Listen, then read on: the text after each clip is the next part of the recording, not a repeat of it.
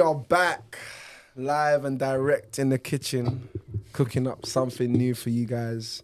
Today we've got a very special episode for you. Another exciting, intriguing, thought-provoking episode. But today we've got a professional who has experience. You know, Fulham, Brentford, Southend, Crawley Town, Notts County, Sutton United with the main man, Toby Silver, making history. Got someone who has experience, and today we're going to be diving into life in football and beyond football. Rob Milsom, welcome to the Beyond Football podcast. Thanks for having me. There was a long list of clubs there. Journeyman. I've actually played for. Never thought of myself as a journeyman, but Yeah, I guess you are at 37, a bit of a journeyman. Bro, you'll be surprised. I was on the coach yesterday. One of the lads that I played with, he's only 25. He's already played for 13 different clubs. Wow. We're sitting there. One of the boys was laughing at him. So I think he even missed one off then as well. yeah, what? that's less. Bury, Bury, Aberdeen, that's less than the TPS. guy. Yeah, there we go. Oh, But hey, just won it. Was here, go man. where the work is now. So how did you guys meet? Talk me through this. How did you guys know each other? What's been the journey that's led you to be here today, managing to get such a big player on our podcast? So Toby, obviously, I was a part of Sutton. He came in the season. We had a good season that year, didn't we? That was the season we got promoted. Yeah. Yeah, we had a great season. Obviously, spent a lot of time together. It was my car school. Yeah. For about yeah. what, 4 months? 4 5 months. Yeah. Short stint. Before you left to go to Carlisle. Yeah. Yeah, then he left me. 40-minute drive by myself. But, 40 minutes? It wasn't a long one, but it was nice. It was nice to spend a bit of time in the car with Toby in the morning. It was. It was. So yeah, and then we stayed in touch. Yeah. Ever since. Yeah, I give him a nickname, Bobby, innit? He hates it. Why Bobby? Who came up with Rob? Bob. Bob. It's just, I don't know. it's just one of them, innit? Yeah. It's Robert, like, Rob, it's like Bobby, Martin. People just like to. You know, his name's Martin. They call me Martin. Yeah. I've had too many called him nicknames. Fossil. Fossil. He called me Fossil. At Sutton, they used to call me Uncle. Uncle. Mate, he used to Straight look Uncle, after not the even group. Uncle T, not even just straight Uncle. Toby used to look after the whole group. Yeah, Yeah, man. you know, I've When I was at Dover last season, there was a few guys, you know, the keeper who I've been training with, and also a few guys, Reese Cooks, little brother as well. Yeah, saying Toby used to look after them, man. No, the whole group. That's it. Yeah, No, it's honestly one of the main reasons we probably had Wow, such success. he's that got year. that impact in it. Yeah. Impact Being a jerk factor chicken off and the rising pitch. for the boys. How about on the pitch though? Yeah. Done well that year, didn't you? Yeah, deserved to play more. How many goals you scored that year? Must have been quite a few. Yeah, I think maybe 7, maybe? I can't remember. Created quite a few opportunities, didn't we? So Yeah. No, it was good. It was good. This One is double good left, days. man. I loved playing with Rob, man. Unbelievable. I think one of the bigger things that I learned was just a winning attitude in everything. Do you know what I mean? Like sometimes you were feisty. I remember one time you had a bus stop on the pitch training. I think it was just before we were gonna go and win the league, but it was just demanding those standards, you know. And I think it made me realise the importance of having good top pros in the change room, you know. And I just said anything that you go on to do, you're gonna go and smash it. You know what I mean? But it's still an amazing player. So appreciate those car schools, man. yeah, they were One of the good best. days, man. One of the best. Good days. Yeah, really good days. No, man. it sounds like you've been on an exciting journey, man. Mm. But we'd love to dive into, was football was a dream for you? Yeah, I think going back to being a kid, that's all I can, my fondest memories of growing up were always playing football. Just playing football outside the flat where I grew up, playing with my little brother, and then obviously going into school. And I think, as you get a little bit older, you realise you're, maybe a little bit better than everyone else that you're playing with. And then, that kind of pushes you to enjoy it that little bit more. Yeah. Do you know what I mean? Like, you're enjoying your football. And then I went to Fulham when I was 10. I think I was 10, under 11s. And then obviously pushed my way through the sort of academy system there. And, there wasn't too many difficult moments really, going through through the system. I know obviously everyone has their own challenges and stuff like that. And I guess I did. Maybe I can't remember. Managed to push them to the back of my mind. Then signed my scholarship fairly early when I was in year 10 of school. Played in the FA Youth Cup when I was still at school. So, you start recognising So he's a wonder kid. I don't think I was ever, like top of the group, but I was always, like 2, 3, do you know what I mean, in the group, the ones that, Training you've up. got, training up, you've got a bit of you've got a chance, Yeah. do you know what I mean? And then it's just about applying yourself. But, I got to 18 and I fully expected to get a pro deal. Wow. I've been playing captain of the youth cup team, playing in the reserves most week. It was reserves back then before it was 23s or 21s. And they offered me a third year scholarship. And I think that was my first real could be in a bit of bother here, do you know what I mean? This is the first time I've felt a little bit of rejection, I guess. But after, I just had a stroke of luck, to be honest with you.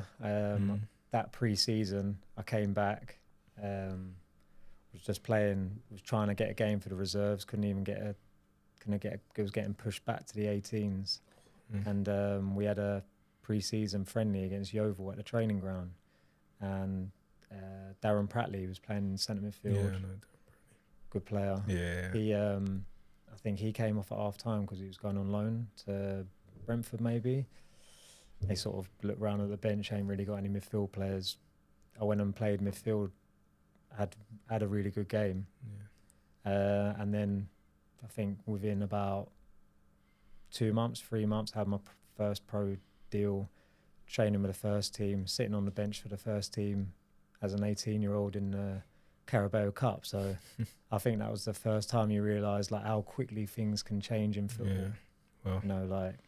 When people are going through difficult moments or you're doing great, how quickly things can either change from good to better or, bad to worse. So no, that's top. That's top. Just those early stages in your career.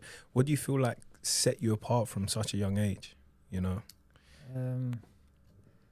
I'm not sure. Obviously, when you're young, you don't necessarily look into, any sort of psychological things or anything. You're just sort of, trying to make your way within the group.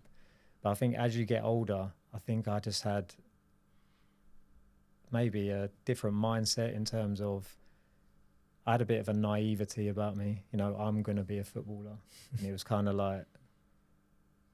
that was what I was going to do. That was what I wanted to do since I was young. The school teachers used to say, only 1% or whatever it is now, 0.1% of players make it. And I said, look at them and be like, yeah.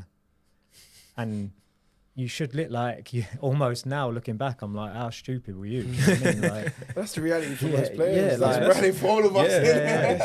We're gonna be. Is there anything bad in that though? Yeah, you're almost so naive to be, and so I don't know what the word is disillusioned. Yeah, that it was sort of one.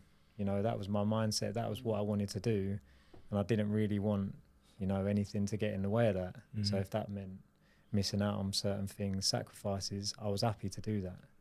And I guess that's probably what's got me to have a career. And then, as we both know, getting a career and then trying to stay in football is probably the hardest part. Staying in it and try and prolong your career as long as you can.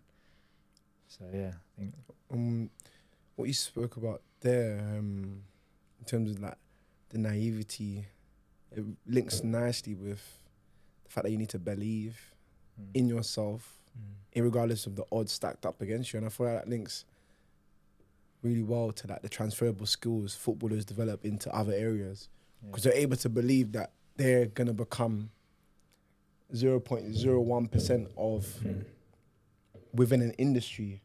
So you're going for a job outside of football now, right? To work at Apple, for example. They got millions of candidates. footballers already been through that experience of having that naivety to say, no, that's going to be me. Yeah. And so those are different things that you learn from football to just, like, regardless of all the odds stacked up against you, you're still going to go I think for as you get older, you start to realise, you know, that how difficult it is to do what you've done. And I think you have to have that self-belief that you can do it, because as we all know, like, football's a ruthless industry. And you have to have that self-belief and self-confidence. You know, it might fluctuate, and there's obviously times when, you know, I haven't as much self-belief as other times when you feel like you're on top of the world. But, you know, you do have to apply yourself. And I think when you apply yourself, that then gives you self-belief as well. You know, if you've done everything that you know that's right for you, and to get the best out of yourself, that also brings self-belief into whatever you're doing. So if you are going to apply for a job, say, at Apple, as long as you've applied yourself, you know, you've done the necessary hours, studies, whatever it might be to get that job. I think having a career in football, you do have that self-belief to then go and be like, right, I feel like I'm the best candidate for this job. So interesting, because I feel like it's looking back on your timeline, going back to a time when you had self-belief and reflecting on your career to bring those kind of skills and knowing what you've done before into a present reality. And I sometimes see it as, how can you, if you lose that self-belief, it's like a bubble bursting. How can you recreate that again, even though it's something that you once had? And I feel like for a lot of players, we don't reflect on how far we've come, the odds that we've overcome to play. And now when we're stepping into something new, we're like, I don't feel like I have that self-belief, you know? And I guess, how do you recreate that self-belief into something I think it's different? difficult. I think, like you said, it's been reflection on... When you got a third-year scholar and you're expecting a pro. There's players listening to this now and they've experienced that. I think it's going through experiences like that.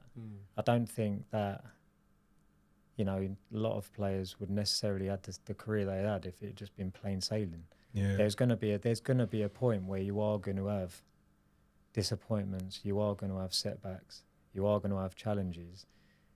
Sometimes, like I found that really difficult at 18 when they told, or 17, 18, however old I was, when they told me, you know, you feel like it is a rejection, but I feel like going through those moments and then dealing with it and dealing with it internally, then, you know, it gives you, you know, you can always go back to that feeling. How did I deal with it? How did I cope with it? You know, and then coming out the other side of it then brings confidence to pursue it. Do you know what I mean? If you've never gone through anything necessarily challenging, then you're not going to be able to know how to deal with the other side of things. But you have to go through it. You have to go through it. But then my question is, if it's probably inevitable that we're going to go through something in football, how do you deal with it? And how did you deal with it?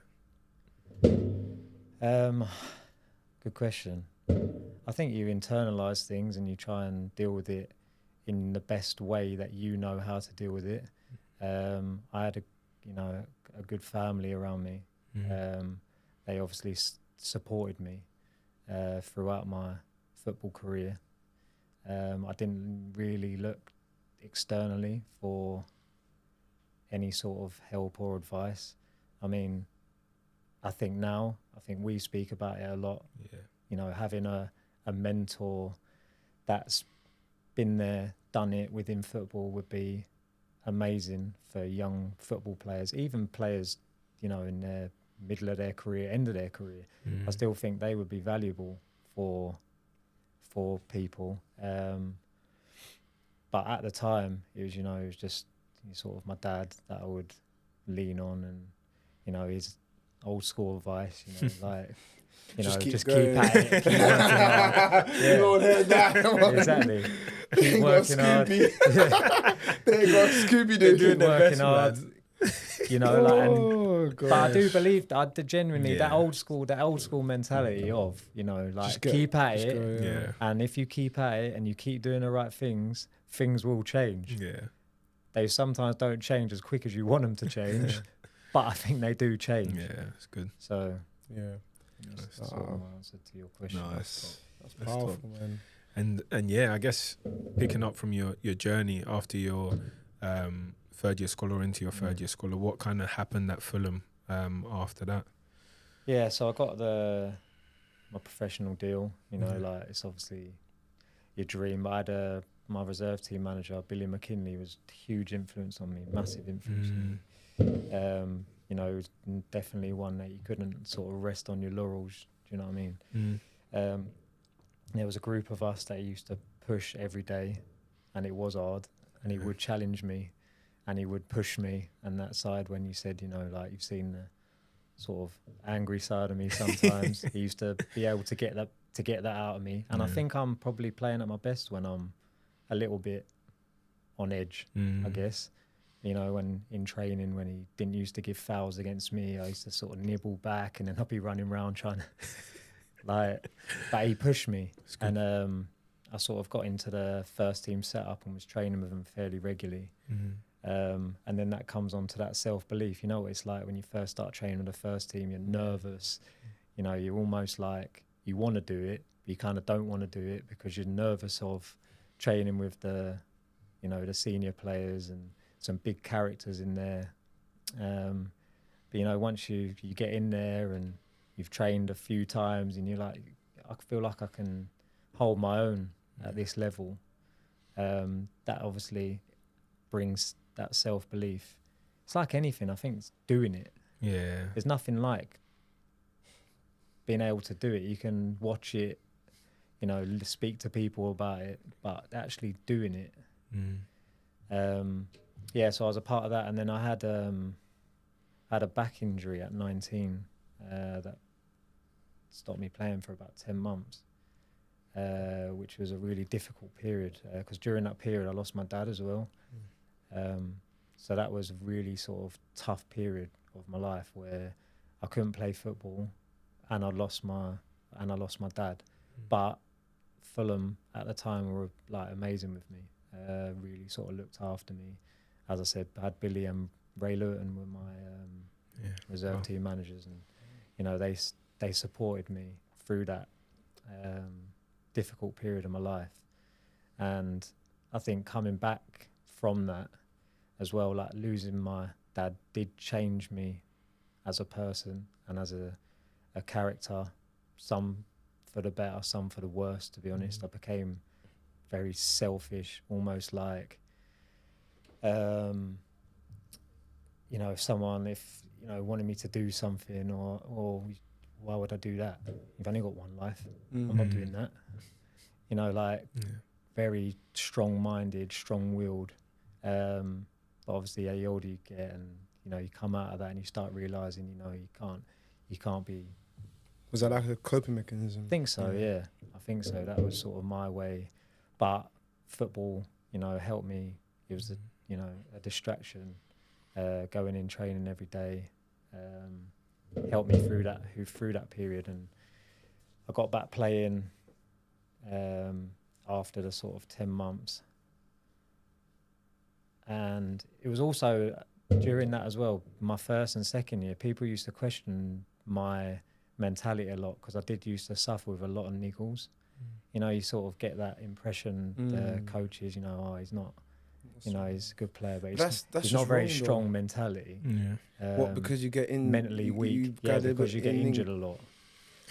And that's the problem with obviously the misconception in terms of the link between physical and the mental side of the game. People think that you've got serious injury, but it's because you're not mentally strong enough. It doesn't make sense. Like if you say to someone, if I broke my finger, like I tore my ligament in my finger, stopping me from playing. Now my finger will never be straight. People are just like, you're not weak. You're not strong enough. You're not mentally strong enough. I've had That's that gaslighting. I had that a lot. Yeah. But it's like, that's the culture that it is. Yeah. But it's something that, you know, because ultimately it's commodification. Yeah. You're a commodity to their club. They want to get the best out of you. What's out of their interest. But it's not at your best interest. So you playing on with those niggles. It's gonna affect you in the long term, but then for them, it's gonna benefit them. Yeah, but it's an interesting one because I guess finding the balance, because players, I remember sitting with older players when I was young and they said you'll never be 100%. Definitely. You know, you never ever feel 100%. So I don't The know. thing is, at a young age, you're still learning your body as well. Yeah. You know, you don't know necessarily the difference between a tight groin It's and like a pulled groin. Well, yeah. I tore my PCL Right. and I still played, and I was like, I done it in the session. I felt so much pain in it. Yeah. Landed on the front of my knee. I was just like, let me just That's walk the it one off. behind the ACL, isn't it? Yeah. Let me just walk it off. Like, it's pain. It was like the most pain ever. But I was just firm in it. They were like, you're right. You know, after a while I was down, it was hurting. I went in goal with a torn PCL, just firm in it. I was like, I'll be calm. Just a bit of swelling. Next day, bang. Massive. But I played on, and they said, bro, the fact that you played on with it, trying to be strong, making it worse. Yeah. So it's like, But where does It's a fine does line, it- isn't it? It's a fine you know, line. there's a fine line, isn't there? Yeah. You know, like being mentally strong and playing through certain injuries. Yeah, I agree. You have to play through certain things that are not necessarily going to get worse. But something like that, Yeah. you know, you know? Yeah, but I'm a young you know, player. Yeah, you've. On the brink, I'm training with the first team. Yeah. Want to get a chance. Yeah. Want to show that I'm strong. All of that. What players going in and saying, "Oh no, God," you have to have a lot of, yeah. That's the thing. That's where I guess holistically there needs to be more to actually look after the player, because I think if not that experts. mentor Yeah. thing, speaking to them about it, Yeah. that could someone that you trust, someone who does understand their body, Yeah. you know, that might be an approach. Because, you know, it's like I hate talking to managers about, you know, you fit. Like, well, not really. 2 weeks. 2 weeks. Yeah, I'm not really. Not really. He's like, oh yeah, a week. Yeah. A A week. week, you're like, You you just agree start on a cutting week. it down. Yeah, Yeah, right, right, a week. But then a week goes by and you're thinking, Yeah. oh no, he's going to come He's gonna come back again. You said a week to me last Yeah, week. yeah, I said, what's going on? Go on a run. He said a week to me this week. Well, I think it's probably going to be another Another week. week. So that's 2 weeks. You're not You lied strong. to me. You're not, Yeah. Where's the physio? Get the physio. you're You weak, said a yeah, week. weak mentally. That's what I mean. It's Nah, like, but- you know what it's like. You ain't Yeah. having them conversations with the manager about injury. So, Yeah. you know, you'd feel like you have to say what they want to hear rather than What's how the you're actually reality? feeling. Yeah. Do you know what I mean? But it's tough. I guess these are what I call the tensions of being a footballer. Like, they're all blurred lines, you know, Oh, in mate, the terms amount of of times I used to wake up in the night, like, you know, hoping that something would be better so I can go in and train the next day, or, Yeah. you know, I can give them the news that they want. You know, there's nothing worse than a manager. You're going to be fit for the weekend. Yeah, I think so. And on a Friday, you're thinking there's absolutely no chance. You're hoping for a miracle. You're waking up Saturday morning, you feel brand new, but you know deep down it's not going to it's not happen. going to happen. Yeah. But I think it really links to the type of leadership and the management that you have. Yeah. Done one of the courses later, and it talks about interpersonal skills, and it spoke about Gareth Southgate, how he likes to nurture his players, have that open dialogue with people. When he's working with physios, he likes that direct information. And the key thing is all about, when you're dealing with interpersonal skills, it's not about maybe how you say something. Sometimes it's about how the manager wants to receive information. So like really understanding, like, okay, this manager, he likes it through text, boom, bang, bang, bang. Or another manager wants more explanation, all of that. But having a manager that has those skills, those leadership skills, empathy, that helps. It's a game changer. That's where I think the game's changing massively, though. Because if you see the modern manager now, someone like Vincent Kompany, someone like Arteta. Klopp, someone like Pep, Arteta, Yeah. these are all very probably emotionally aware individuals, and they probably care for their player first before the football side of things. Yeah. And they know that if they lose the player and they haven't got a good relationship with the player, they're not going to get the best out of them on the pitch. You know, and I think somebody said that it's the managers with the most emotional intelligence going forward now will be the most successful. The old Brighton manager. Graham Potter. He's actually got a degree. He's got a degree in emotional intelligence, and I know the PFA are doing a course, and with I think it's emotional intelligence, psychology, and something else, which is actually preparing people for the modern player, Yeah, yeah. which needs that empathy, needs that emotional support. And when you talk about mentorship, Yeah. that's the level that you're talking at. You're talking on an emotional level. I think the emotional intelligence is huge. Mm. I think if a manager, you know, firstly, there needs to be, like we were speaking about with injuries, like sort of no blurred lines between the physio, the player, and the manager. Sometimes there's blurred lines in between, and everyone sort of, you know, So all the time. yeah, all the time, all the yeah. time. But obviously, having a manager that is understanding, you know, does, you know, emotionally understand someone's, you know, situation. Yeah. That helps massively. But I think that what you go back to then with the emotional intelligence, like, you know, when you hear a lot of stories from the older, like Alex Ferguson, and knowing all the family and stuff like that. He had that. It went a long way. Yeah. Like maybe, you know, it's on a different type of emotional intelligence to, you know, what players kind of need these days. I think, you know, it's more than that now. You know, it's you need a little bit more than just that. But I think that was great. But that's obviously what helped bring up success. Obviously, he had amazing players as well. But you know, like you said, someone like Graham Potter, who has gone out of his way to go and do a course in emotional intelligence. It's no coincidence why he's had success doing what he's doing. He's a hedgehog. He's a hedgehog amongst all the managers, isn't it? Yeah. He sticks out. Yeah. But it's like, but all the other managers, like you just mentioned as well, you know, like Tetters and people like 100%. that. And then those experiences you had with, you said you just have to go through it. You know, we always have these conversations about going through it. Do you think now that clubs should be equipping players with the skills to deal when that crash comes or those difficult moment comes from a young age? Or do you think they should just have to go through it? It's a difficult one, isn't it? Because I think you can go through it, but with support. With the skills on how to deal with it. Yeah, like if you're going through a situation, I think now, you know, use injury for an example. I've had a lot of injuries. You know, you can't stop an ACL, for example. It happens. You know, you're going to go through the operation, the rehab. It's challenging. It's horrible. It's probably the hardest thing I've been through.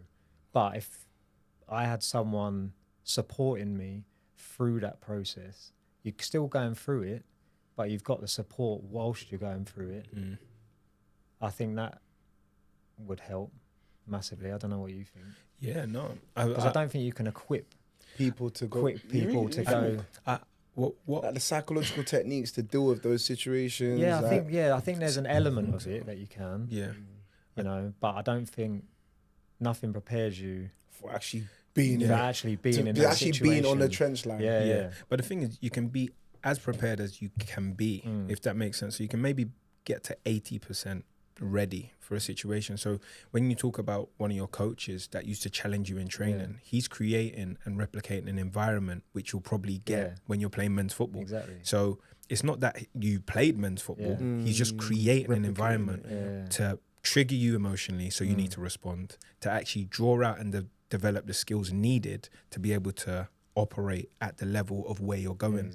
And I think it's more so saying, are we doing enough to create challenges for players that will equip them to understand themselves emotionally so they can deal with it, and give them the skills necessary through that kind of replicated challenging environment to prepare them for where they're going. And I guess that's an open question, because I think a lot more is being done to provide these situations for young players. We speak about academy football and men's football being like two different professions, you know, a plumber and an electrician. But now, even in the National League, I found out yesterday that the top 16 teams in the National League are playing against 16 under 21 academy. No, in the new format. Yeah. And I Premier said League just done that. that, and I think we got a game October, playing November, against them. December, January. Yeah, like a little tournament, isn't it? Yeah, but that's to prepare them more the Carabao Cup to play at potentially a level that they might drop down to.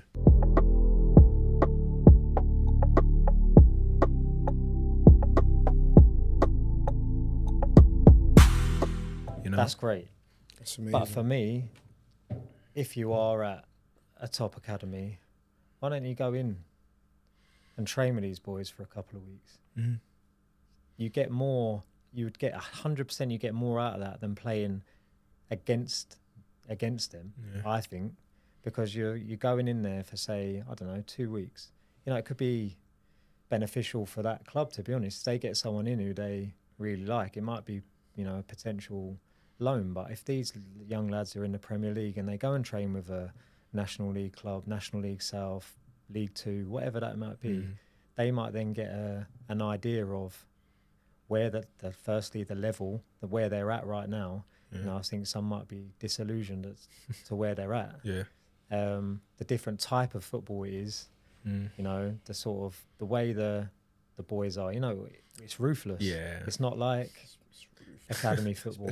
You know, boys are fighting for their. I'm definitely a fossil. If he's a fossil, I'm definitely a fossil. I'm about 10 years older than Toby. But that's where it comes into, you know, like the doing again. Yeah. You know, like if you're playing for West Ham, say, against Maidenhead, West Ham are still going to play the way West Ham want to play. Yeah.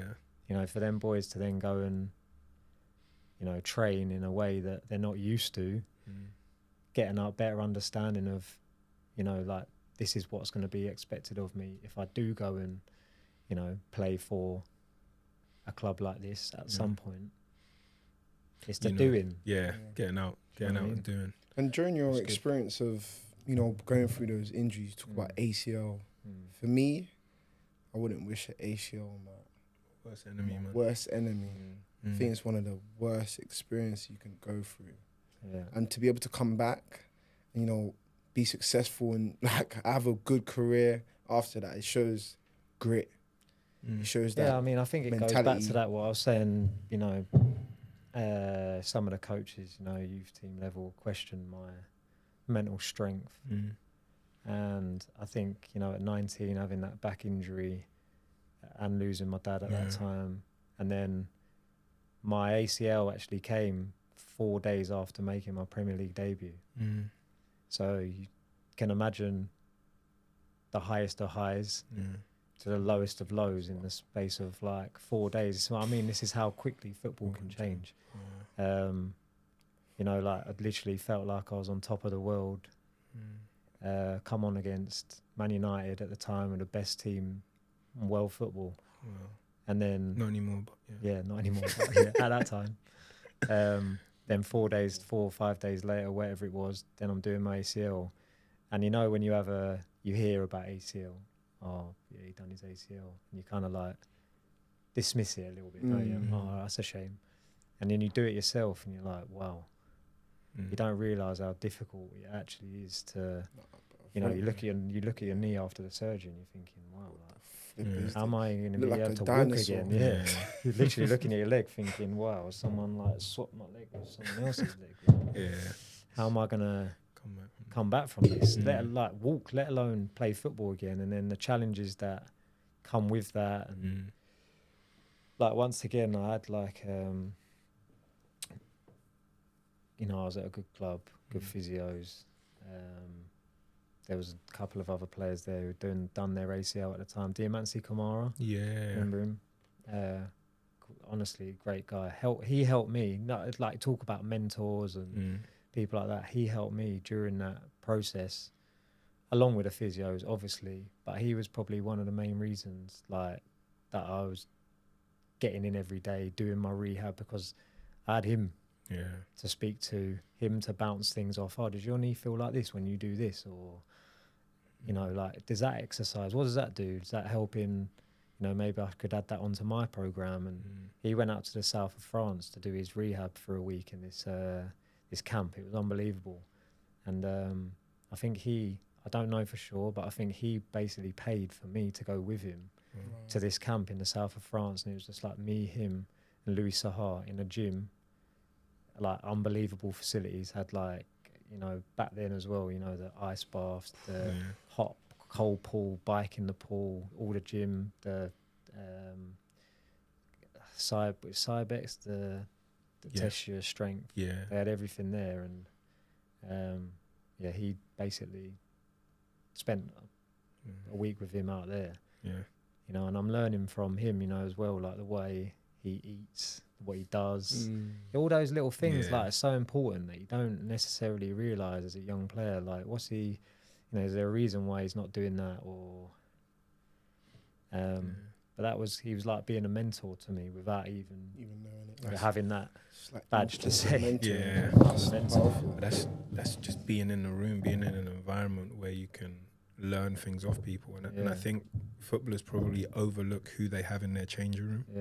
I remember early on in my career where there's just players at Charlton that I would just sit and pick their brains, and I took that on to every club that I went to say, who's the most like experienced player here? I can take at least one or two things from it. The thing is, some of the academies now are separating it.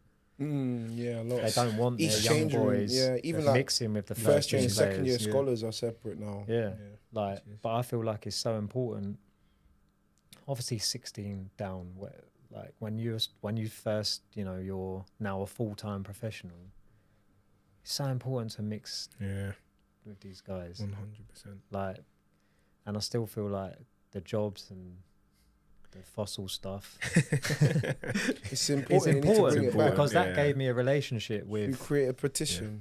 Carlos Bocanegra, who I cleaned his boots. I ended up playing for Aberdeen with him against Rangers. No way. And, you know, he's the first person that I'm chatting to before the game, after the game. You know, how are you? Like, how's things? How's your, like, obviously he followed my career just as much as I followed his career because we built that relationship up. I feel like it's a shame now that doesn't happen as much. Something that was mentioned yesterday at the Premier League Futures event that I was at, where a few players that have gone on to transition out, they spoke about those role models in the change room like that. And they said the exact same thing that you said, that, you know, it was that mini mentoring relationship through cleaning their boots that helped them, even not only like in the change room, but even like taking it life beyond football as well. No, it's top. And before we go on, because I know there's so much more to discuss, I wanted to talk about your Premier League debut.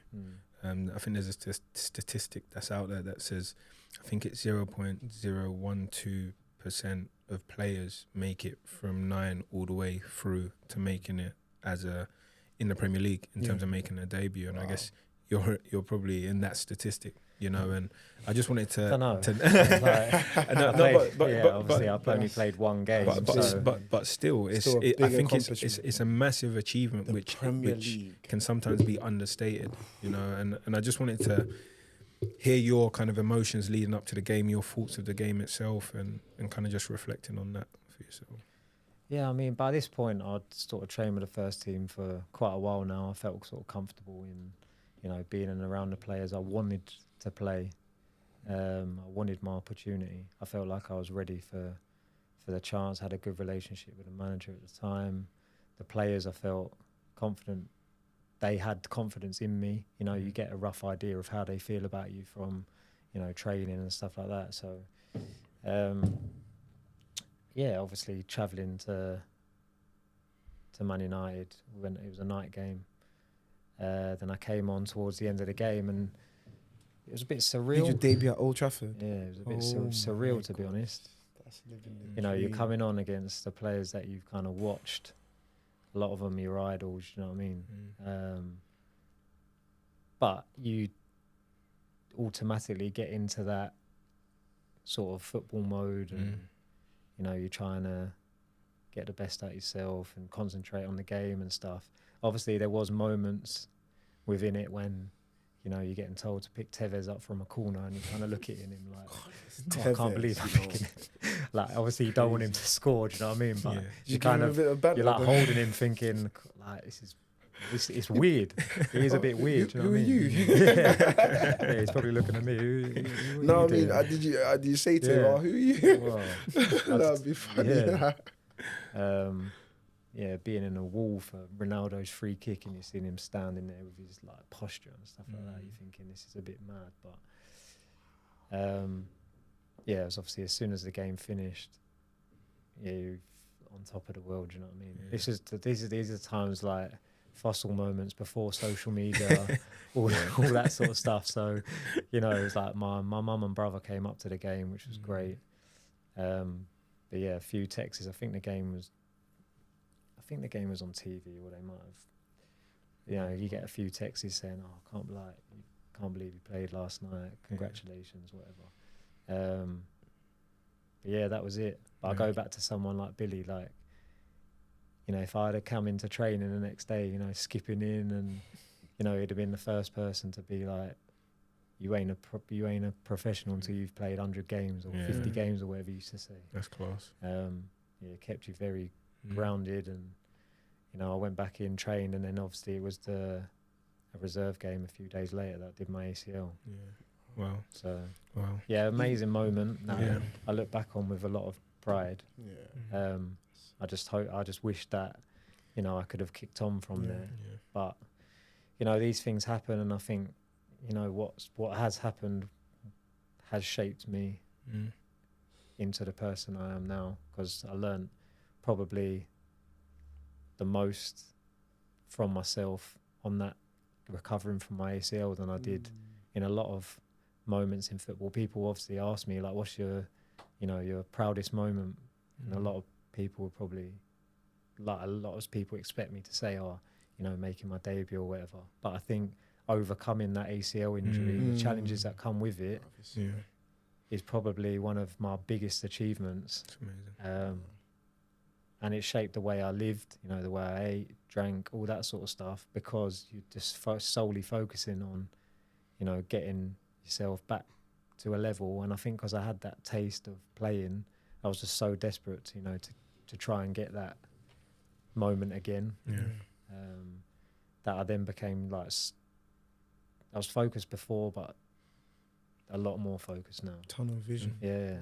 It's amazing, you know, making your Premier League debut, going on Aberdeen, Notts County, Crawley, winning the playoffs with Sutton, all these experiences. What advice would you give to maybe a young Rob, maybe going through that period at 18, or even just coming through that academy, plain sailing, you know, all the way up until 18, based off all your experiences, bouncing back, being resilient? You know, you said something at the start, you know, actually becoming a professional, it's like the easy part. It's about maintaining a career over the years, staying in the game. So what advice or what pieces of advice would you give players? Being true to yourself, not getting distracted from who you want to be and where you want to get to. I see a lot of lads that, you know, maybe get distracted throughout their career because they want to fit in, or, you know, they start doing things that don't necessarily align with themselves, that becomes detrimental to their career. I'd like to say that I'd stay true to myself, you know, no matter what. Sometimes it hasn't been beneficial, you know, but I'd like to think that I've stayed true to who I am and what's best for me throughout my career. Like you said, that, you know, that being able to bounce back from disappointments. It's difficult to, you know, what would I say to a younger version of me, because, you know, I have no regrets. You know what I mean? Like, I feel like I've done what's best for me at that time. You know, hindsight's incredible, isn't it? You can go back and say, oh, I wish I'd done that, or wish I'd done this, or I could have done this better, I could have done that better. You know, like me and the missus have started, you know, changing a few of the things in our diet in the last couple of weeks, because, you know, you're learning new things and stuff like that. So, you know, you're continuously learning throughout life, throughout your career, you know, about how to deal with certain situations, how to, you know, get the more out of yourself. So it's difficult. It's hard to say, you know, going back to, because I think it's just a learning experience. It's a learning experience throughout. But like I said, if there was, you know, someone that's been there, done it, faced challenges, a lot of the time, you know, can be relatable to a young player, I think that would have helped. You know what I mean? Because there has been times where, especially when I was, say, in Aberdeen, I was away from home, I was injured. You know, at the time, why am I here? Like, I'm only here to play football and I'm injured. I'm away from everyone else. I'm away from like my friends, my family. I don't want to be here. Mm. You know, if I had someone that could, you know, support me through that, because at that point, sometimes I didn't deal with that as best. Looking back now, no, I could have made a lot. Could have done a lot more with my time. You know, I think I used to spend a lot of my time just sort of like going and doing my rehab, coming back, and you know, I could have been doing a lot more to, you know, for after football. Yeah. So now, obviously, I look back and I think, oh, I could have done. These were the times where I could have, you know, gone and got experience doing something else away from football. But I needed someone to force that. Yeah. Do you know what I mean? Like prompt it and yeah, just like, guide you a little like bit. speaking to Toby about yourself, you're very proactive. You're very like, I wasn't necessarily like that. Like I was just, that football was my thing. And back then I was like 24, 25. I got ages before I finished. But I wish there was someone there to be something like a podcast. Yeah, I don't think they have podcasts back then. Fossil days. Did they have those rock machines? Yeah. I don't think they even had YouTube then. No, I don't even know what they have. But it's so interesting because Yeah. Go on. No, I was saying that links perfectly to, you know, where we're going in terms of the next question, in terms of many players find it difficult. Yeah. The next planning for life after football. You know, what sort of work experience did you do? You know, reflecting on maybe using your time better and preparations you've made for life, navigating the position you're currently in and beyond. Yeah, and I could have done a lot more. I mean, I've done a few courses, obviously my coaching badges, like go back to, you know, sort of forcing you to do it, like the level 2 coaching course you do when you're in your academy days. You're kind of forced to do it, aren't you? Yeah. But I'm glad I got forced to do it. Yeah. Because would I have chosen to do it back then at 17, 18? Probably not. And obviously you did your BTEC in sport. Then I obviously done my B licence, personal training course, and I did a counselling course as well, which is probably the favourite course that I've done. But I wish I had What's more. this with all the fossils having counselling courses? Reflective, man. Come on, man. Every single older player has a counselling course now. I think it's because we are fossils. Yeah. It's good. I think I need to hop on it. No, I need to get on it. Yeah. But it's that experience. Yeah. I think me and Toby have spoken about it like a lot of times. You know, I could have made a lot better choices with my time, but I feel like it would have been better for me, and I had opportunities been out there to push me to do it. You know, go and do this, go and shadow this. Like the opportunity was like there, rather than I didn't feel necessarily comfortable enough to go out and be like, oh, can I have an opportunity to do this, please? So it's like if there was something out there, like a company that provided those opportunities, 100%, probably posted them on. What did they use back in the day? Nah, Bebo, Posting. BlackBerry, Posting. MySpace. Someone sent me a text. Yellow Pages. You don't know about Yellow Pages. Yeah, about Yellow Pages potential is. opportunities. Innit? Straight over his head. That. Yellow Pages. You don't know what Yellow Pages I've is? never heard of that in my life. What the heck Hilarious. is You that? see it on adverts, people standing on it to try and get a bit of extra height. Mate. But yeah, like something like that, really just showing that this is what you can do alongside your football schedule. That's Not gonna just obviously like your football and coaching. Obviously, I am like very interested now in the coaching, mentoring side of things.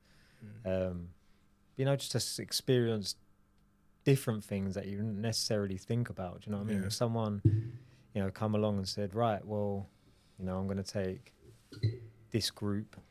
You're going to come and do work experience with us.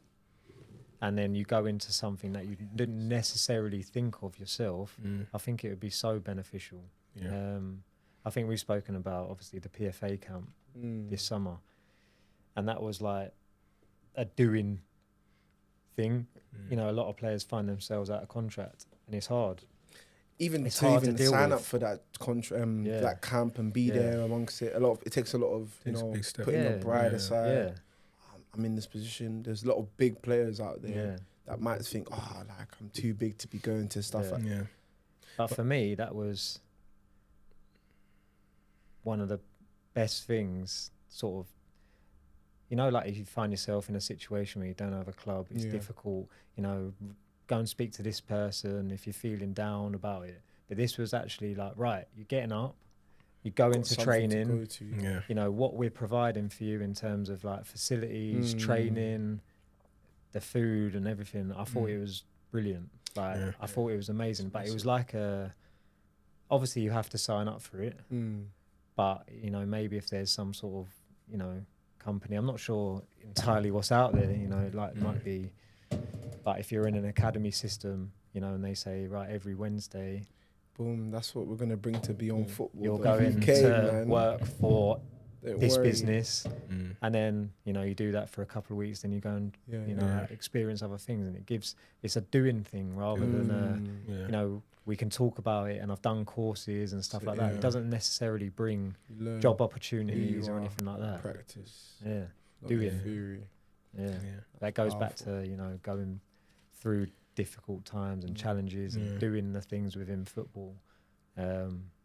Once again, it's doing. 100%. Yeah. And you Very know, natural. just as we're wrapping up now, we had great conversation about agents, Yeah. their responsibilities, their roles. Wanted to just touch on that quickly and then go into a little bit about who you are, who you see yourself as, you know, after years and years of being in a game, making your Prem debut. But yeah, our main question was around you know, agents, that relationship in it with younger players, older agents, and how you found it, all of that. I mean, it's a difficult conversation because, you know, agents are out there to, their job is for them to make money. Yeah. For me, I don't know what every agency's like out there, but, you know, I think there is a place for a lot more support in terms of the challenges that a player goes through. Like we've mentioned, you know, someone within the company, you know, it doesn't necessarily have to be the agent as such, but people within an agency that can help players do a lot of the things that we've spoken about. You know, the challenges that come with being injured, being out of contract, moving to a club where you're away from Aberdeen. friends and family. Yeah. I mean, I couldn't move any further away in the UK. Really, do you know what I mean? You know, like we've spoken about player care and stuff. Like, but when, say, that move happens, you go from Fulham to Aberdeen. Does the player care from Fulham deal with that move, or does the Aberdeen player care? Or That's very interesting. a lot of times, say, a player might move to a lower league club, the player care isn't necessarily there in the. At all, So does the player care come from the bigger club, or is it supposed to be come from the small club? I'm not sure. But with an agent, you know, if he's dealing with a lot of players, I get it, you're busy. But could there be someone within the agency that is supporting the players sort of day to day and being very proactive in supporting them? Not, yeah, I'm on the end of the phone if you need me, because I know what a lot of players are like. We've just spoken about pride in terms They of ain't gonna like, reach out. you know, sometimes you don't want to, oh, I'm struggling. Struggling. Yeah. Especially Don't as a man. Yeah, you innit? don't want to necessarily like, oh, I'm going to call him again. I'm struggling again. Am I now? And this geezer's getting on my nerves now. Like, you start thinking, oh, I'm going to give him the ump. I just keep ringing him up saying, no. So you're basically saying that agencies should have player care staff. I think so. And they're I think probably. that's very. I think that's where we're heading. You know. I think That's interesting though, because clubs have that. So Yeah, but you so need someone in your corner though. so. Direct. But now are agents independent though? Because then it's a potential Yeah. conflict of interest, Oh, nah, or is we're it gonna go on. is it now Long. providing But then it comes more of to a service? financially, can all agencies provide that? Because they might just be, you know, It if should you're an be, but independent it should be agent, packaged the holistic package. But the thing is, they do provide it to the ones that are bringing them money in. True, so true, again, yeah. it's goes but back are they to still providing the other aspect of it, or are they getting the deal done and then waiting for the next but deal that's to the be done? that's the thing. They're just getting the deal done, getting a but is that just the role that agents play in the life of a player? And I guess it goes back again to where does the responsibility lie? Because there's so many blurred lines, like you said, player care, Aberdeen, player care, Fulham. Whose responsibility? Very blurred. Is it player care when you're in an academy, you go to non-league? Very blurred. You know, should the manager now give you a call if you're not doing too well? There's a player at our team that I recognized that there was something wrong, and I took initiative because I could see that, and I said, cool, I'm going to get alongside him. But maybe no one else at the club is close enough. Emotional intelligence. No emotional intelligence, or close enough to be able to recognize it, or he might not open up to someone else because he might lose his place on the team. And agents, I said, where does the responsibility lie? And I wrote down a question here that are players too dependent on their agents? You know, because they are part of their team. I said, if my house is here and my cleaner doesn't come, does that mean I just sit with my house dirty or what? Well, yeah. Like, it's part of a service which they provide. He signs on the right, I sign on the left. It's a contract. So are players too dependent on their agents, or are the agents doing enough? Well, I think we mentioned earlier, I think especially for younger players, you know, if you're, you know, a young player, 19, 20 years old, and you've got an agent who's in his 40s, 50s, sometimes you feel like sort of you're working for them rather than they're working for you. I mean, it's, you know, sometimes it's a difficult conversation to say, you know, what are you doing for me? What numbers have you actually but that's, and a lot of the time there's not anything, you know, there's no spreadsheet to turn around and say, well, I'm doing this for you. You're kind of putting a lot of it's trust. Trust. Trust. There's no measurables. No, there's no measurables. Sometimes you need to take the emotion out of stuff, because if I haven't got a club, I need to find a club. It's not it's business. It's not about the individual. At the end of the day, this is a service you're meant to provide. Like a cleaner. My house is dirty. Come and clean it. Very clear measurables. You can see it. But the truth of the matter is, with football, there's so many blurred lines. So everyone's like, should this be happening? How does this happen? How does it work? How should it work? You know, and agents you have to take them on their word, you know, because again, what measurables or metrics do you have to hold them to account? And that's when it comes responsibility, then you can hold someone to account. And the thing with football, I feel a lot of times, is there's just very many blurred lines, good or bad. Who knows? It depends on who leverages that to their advantage. 100%. You know what I'm saying? So that's where I'm always quiet. I love these conversations because I do feel like that's where that, you know, if the agent is the agent or he's the cleaner, right? He's going to go and find you a club. That's his job. That's his sole job, is to find you a club and get you the best deal that he can possibly get you. But then comes in the other side of things where he might necessarily not be as good at. You know, he hasn't got the time. He should have his support staff. So he should have. But you know, there is the holistic development, someone within the agency or someone that works with him that is looking after the players in all terms of all the stuff that we've spoken about. For me, that's, you know, like, I feel like you'll get the best out of the players. If you get that. If you're getting that right as well. But these are the challenges. This is what we're gonna dive into for part two, man. But I just wanted to finish off. If you could just summarize for us in a short way, who are you beyond football? I'd like to think of myself as someone that can help, support.